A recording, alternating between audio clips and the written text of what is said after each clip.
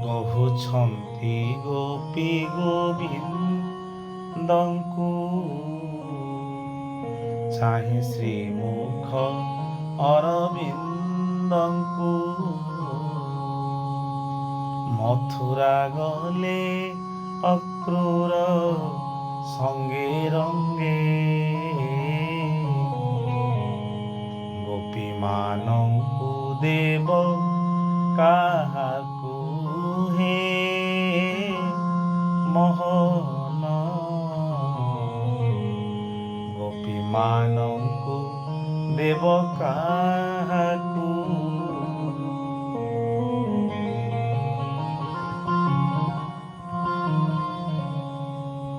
ତୁମ୍ଭ ପଛେ ପଛେ ଯିବ ଯିବ,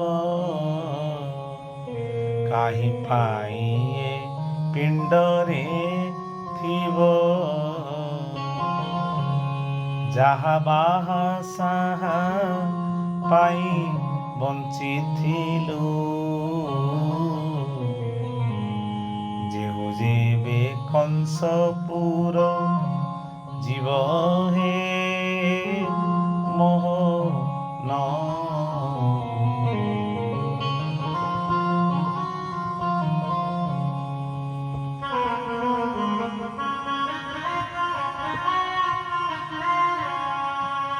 ବିଷ ଦେଇ ନାଶ କରି ଯାଅ,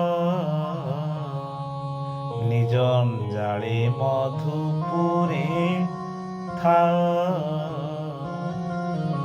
ତିଳେ ଅନ୍ତର ହୋଇଲେ ମରୁଥାଉ,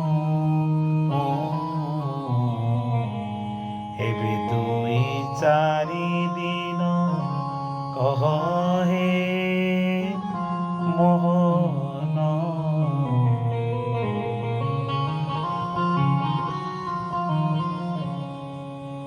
ଯେତେବେଳେ ଯାଅ ବୃନ୍ଦାବନେ, ସଙ୍ଗେ ଗୋପାଳ ବାଳକ ମାନେ। ବଛା ଚରାଇ ବାହୁଡ଼ି ଆସିବାକୁ, ପଥ ଚାହୁଁଥାଉ ଗୋପୀ ମାନେ ହେ ମୋହନ।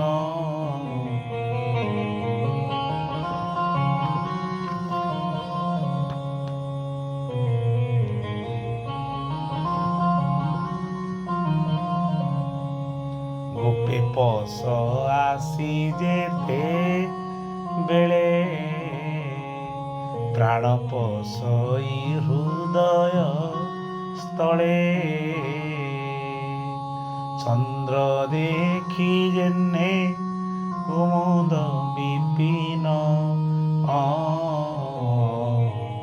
ମହାନନ୍ଦେ ଫୁଟଇ ଜଳେ ହେ ମୋହନ।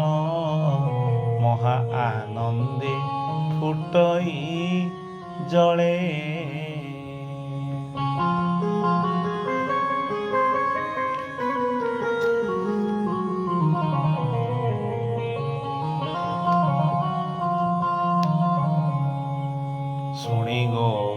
ଶୁଣି ବୋଲନ୍ତି ଗୋକୁଳ ବନ୍ଧୁ, ଦୁଃଖ ନ କର ଗୋ ବ୍ରଜ ବଧୁ। ତୁମ୍ଭ ପ୍ରସନ୍ନେ ଯାତ୍ରା ଦେଖି ଆସିବୁ, ହରି ରଖିବେ ସର୍ବ ଆପଦୁ ହେ ଗୋପୀ। ହରି ରଖିବେ ସର୍ବ ଆପଦୁ ଗୋପୀ। ହରି ରଖିବେ ସର୍ବ ଆପଦୁ। ନନ୍ଦରାଣୀ କରନ୍ତି ରୋଦନ,